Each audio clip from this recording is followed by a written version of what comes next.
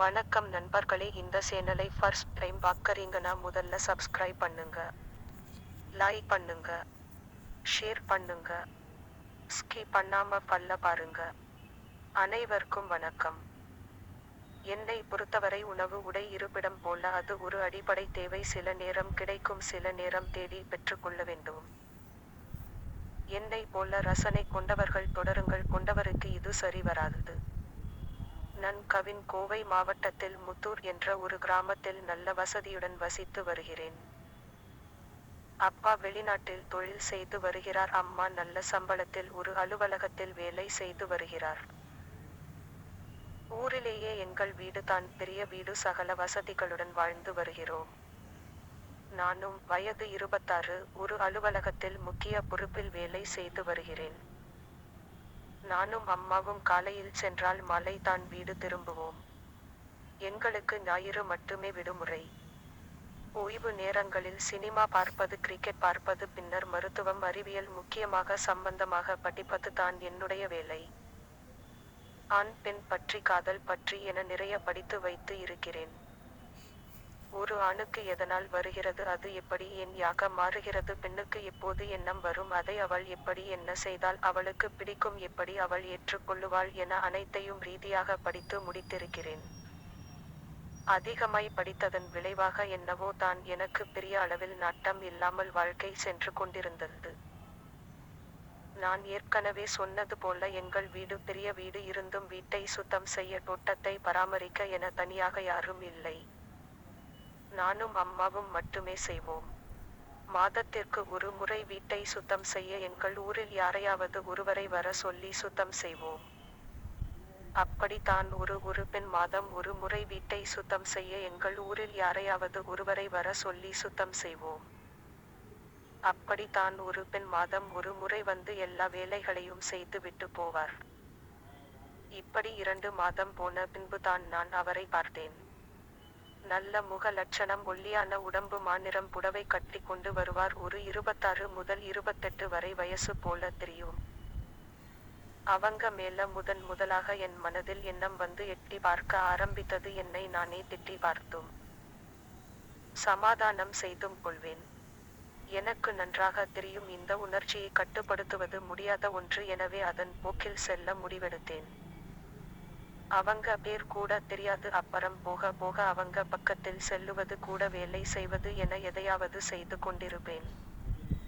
இயல்பில் இருந்து மாறினால் என்னை அம்மா கவனிக்க தொடங்கிவிடுவார் என்ற பயம் வேறு எனக்கு. என்னை மீறி அவர்களை எப்படியாவது வேண்டும் என்று முடிவு செய்தேன். அதற்கான சந்தர்ப்பங்கள் வரவும் இல்லை, அமைக்கவும் முடியவில்லை. ஒரு நாள் நான் வேலைக்கு போகவில்லை, வீட்டில் இருந்தேன். அம்மா வேலைக்கு சென்று விட்டார். அம்மா எனக்கு கால் செய்தார். அம்மா, தம்பி நீ வீட்லயா இருக்க? நான், ஏன்மா? அம்மா, நான் செல்வியை வர சொல்றேன். கொஞ்சம் வீட்டை சுத்தம் பண்ண சொல்லிட்டேன், நீயும் கூட இருந்த பார்த்துக்கோ. நான், சரிம்மா வர சொல்லுங்க. எனக்கு அப்பத்தான் தெரியும் அவங்க பேரு செல்வின்னு. இன்னைக்கு எப்படியாவது அவங்கள ஏதாவது. ஆனா ரொம்ப பயம் வேறு. கொஞ்ச நேரம் கழிச்சு அவங்களும் வந்தாங்க. நான் அவங்கள ஆரம்பத்தில் இருந்து வாங்க போங்கன்னு மட்டும் தான் கூப்பிடுவேன்.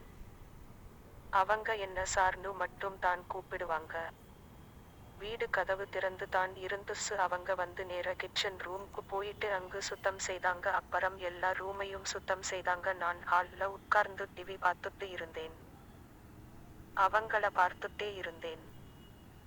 அவங்க வேலை மட்டுமே செஞ்சுட்டு இருந்தாங்க, கொஞ்சம் கூட என்னை கவனிக்கல. நான் தான் டீ வேணும், நான் போட்டு குடிச்சுக்கோங்கன்னு சொன்னேன். சரி சார்னு சொல்லிட்டாங்க. புடவைய கூட ரொம்ப நேர்த்தியா கட்டி இருந்தாங்க. கொஞ்சம் மட்டும் தான் அழகான தெரிஞ்சது. தயிர் சாப்பாட்டுக்கு கொஞ்சம் ஊறுகாய் மாதிரி.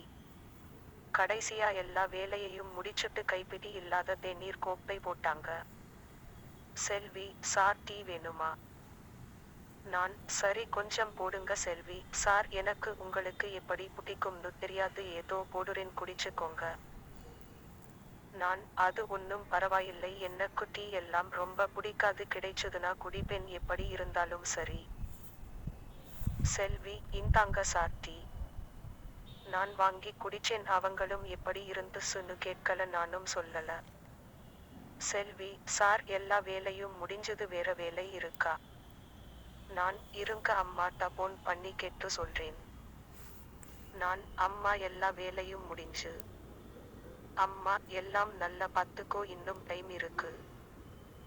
நான்: அவங்க கிச்சன் எல்லாம் சுத்தம் பண்ணிட்டாங்க, எல்லா ரூமும் சுத்தம் பண்ணிட்டாங்க, வேற ஒண்ணும் இல்ல.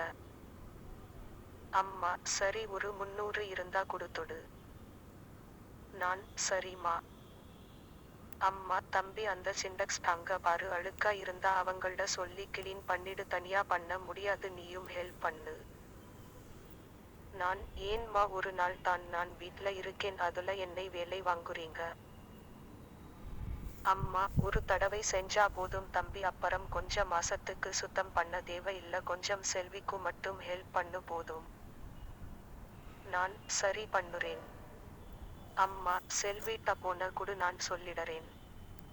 நான்: நான்: இந்தாங்க அம்மா, பேசணும்னு சொல்றாங்க.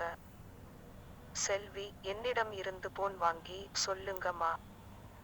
சரிம்மா, பண்ணிடறேன்மா. சார், கொஞ்சம் புடிச்சா போதும்.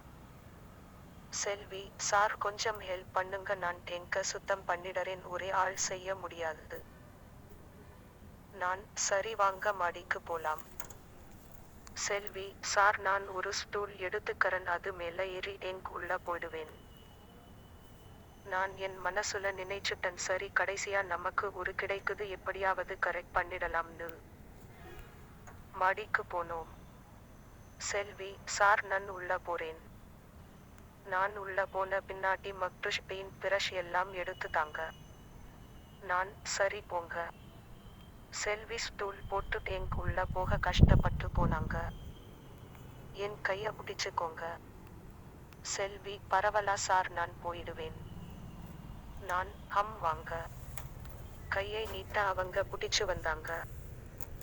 கீழ சும்மா சுருன்னு தூக்குச்சு எனக்கு. அப்புறம் நாங்க கீழ வந்தோம். செல்வி: சரி சார், நான் போயிட்டு வரேன். நான்: சரி, வாங்க. ஒரு ஞாயிற்றுக்கிழமை நான் வெளியே சென்று விட்டு வீட்டுக்கு வந்தேன். வீட்டு வாசற்படியில் 2-3 ஜோடி செருப்பு இருந்தது. நான் உள்ளே சென்று பார்த்தேன். அங்கு அம்மா, செல்வி மற்றும் 2 குட்டி தேவதைகள் இருந்தனர். செல்வி: சார், இதுதான் என்னோட பொண்ணுக. எனக்கு பேரதிர்ச்சி, எதுவும் யோசிக்க முடியவில்லை. நான்: என்ன பண்றீங்க? அவர்கள் இருவரும் 20 வயசு, ஆனா 12ஆம் வகுப்பு படிச்சுட்டு இருப்பதாக சொன்னார்கள். நான்: என்னால் எதையும் நம்ப முடியவில்லை. என்னோட ரூம்க்கு போயிட்டு கதவை சாத்திட்டு பயங்கர குழப்பத்துடன் படுத்துட்டேன். எனக்கு அடுத்த 3 நாட்களுக்கு விடுமுறை. செல்வியை பற்றி யோசிச்சுட்டே டிவி பார்த்துட்டு இருந்தேன். வெளியே மெயின் கேட் திறக்கும் சத்தம் கேட்டது. செல்வி: சார், அம்மா கொஞ்சம் பாத்திரம் கழுவி வச்சுட்டு போக சொன்னாங்க. நான்: சரி, செஞ்சுடுங்க. 1 மணி நேரம் கழிச்சு. செல்வி: சார், வேலை எல்லாம் முடிஞ்சுது. நான்: சரி. காசு வேணுமா? செல்வி: இல்ல சார், அம்மாட்ட அப்புறம் வாங்கிக்கிறேன். ஆனா ஒரு உதவி செய்யுங்க சார். நான்: சொல்லுங்க. செல்வி: என்னோட பொண்ணுங்க இப்ப 12 படிக்கறாங்க, ஒழுங்கா படிக்க மாட்டேங்குறாங்க, நான் எது சொன்னாலும் கேட்கவும் மாட்டேங்குறாங்க, அவங்க படிச்சா தான் அவங்க வாழ்க்கை நல்லா இருக்கும், எது சொன்னாலும் புரிஞ்சுக்க மாட்டேங்குறாங்க. நான்: ஏன், அவங்க அப்பாட்ட சொல்லி கொஞ்சம் மிரட்டலாம்ல? செல்வி: அவங்க இருந்த நான் ஏன் சார் இப்படி கஷ்டப்பட போறேன்? அந்த மனுஷன் எங்களை எல்லாம் விட்டுட்டு வேற ஒருத்திய கல்யாணம் பண்ணி போயிட்டான். அவங்களுக்கு ஒரு பொண்ணு இருக்கு, அவன் பெத்த பொண்ணுக்க தான் இதுவும் ஒரு 10 பைசா தர மாட்டான். பொண்ணுகளுக்கு சீர் வைச்சப்ப கூப்பிட்டேன், அப்ப கூட வந்து பார்க்கல. அதனால நான் என்ன சொன்னாலும் கேட்க மாட்டாங்க, பயமும் இல்ல, படிப்பு மேல அக்கறையும் இல்ல. நீங்க பிரியா இருந்தா தினமும் மாலை நேரம் அவங்கள அனுப்பி விடுறேன், கொஞ்சம் எப்படியாவது படிக்க வைங்க, இங்க இருந்தா கொஞ்சம் பயந்துட்டு படிப்பாங்க. அம்மாட்ட கேட்டேன். அம்மா உங்ககிட்ட பேச சொன்னாங்க. நான்: பரவாயில்லை, நான் பாத்துக்கறேன். அது எப்படி, 2 பேரும் ஒரே கிளாஸ் படிக்குறாங்க. செல்வி, எனக்கு 14 வயசுல கல்யாணம் பண்ணி வச்சுட்டாங்க சார். 16 வயசுல பெரியவ புறந்தா, அடுத்த வருஷம் சின்னவ புறந்த. அப்பறம் ஒரு 2 வருஷத்துல அந்த மனுஷன் எங்களை எல்லாம் விட்டுட்டு போயிட்டான். அதனால ஒழுங்கா ஸ்கூலுக்கு அனுப்ப முடியல. அதனால பெரியவளும் சின்னவளையும் ஒரே நேரத்துல தான் ஸ்கூல்ல சேர்த்தேன். நான், இப்ப எங்க அவங்க? செல்வி, எங்க வீட்ல டிவி இல்ல சார். அதனால அவ ஃப்ரெண்ட்ஸ் வீட்ல டிவி பார்த்துட்டு இருப்பாளுக. எப்ப பார்த்தாலும் சினிமா பாட்டு தான். நான், சரி விடுங்க, சின்ன பொண்ணுக தான, அப்படி தான் இருப்பாங்க, ஒன்னும் பயப்பட வேணாம், பாத்துக்கலாம். செல்வி, சரிங்க சார், நீங்க எப்படியோ அவங்கள படிக்க வச்சா போதும். நான், சரி, அவங்க வந்த பின்னாடி அனுப்பி விடுங்க. செல்வி, சரிங்க சார். நான் போயிட்டு அனுப்பி விடுறேன். மாலையில் நானும் அம்மாவும் டீ குடிச்சுட்டு இருந்தோம். அப்போ செல்வி மற்றும் அவர்களது பொண்ணுங்களும் வந்தார்கள். செல்வி, சார், இதுதான் சார் என்னோட பொண்ணுக. நான் அவர்களை பார்த்து ஹம்னு சொல்லி தலை அசைத்தேன். அந்த 2 பொண்ணுங்களும் உம்முன்னு இருந்தார்கள். செல்வி, இங்க பாரு பாப்பா, எனக்கு டியூஷன் எல்லாம் சேர்க்க பணம் இல்ல. சார் வேலை முடிச்சுட்டு வந்து டயர்டா இருப்பாங்க, அதனால அவரை தொல்லை பண்ணாம ஒழுங்கா படிச்சுட்டு வாங்க. அம்மா, விடு செல்வி, எல்லா புள்ளைகளும் விளையாட்டா தான் இருக்கு, பயப்படாத, படிச்சுக்குவாங்க. சரி, டீ போட்டு நீயும் புள்ளைகளும் குடிங்க. செல்வி, சரிங்கம்மா. அம்மா, உன்னோட பேர் என்னம்மா? அப்பதான் நான் அந்த பொண்ணுகளை பார்த்தேன். முதல் பெண் ராஜி என்கிற ராஜேஸ்வரி. 2ஆம் பெண் அனுஷியா, அனுன்னு கூப்பிடுவாங்க. செல்வி, இந்தாங்க பாப்பா டீ. மூவரும் டீ குடிச்சாங்க. நான், ஏன் வேண்டுதலா? நிக்கணும்னு. உட்காருங்க. அப்படியே மூவரையும் பார்த்தேன். மூவருமே அக்கா தங்கச்சி மாதிரி தான் இருந்தாங்க.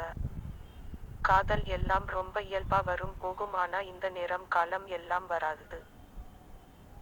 நம்ம சூழ்நிலை எப்படி இருக்கு, பையன் வீட்ல எப்படின்னு யோசிச்சு தான் லவ் எல்லாம் பண்ணணும், இல்லைனா அவ்வளவுதான்.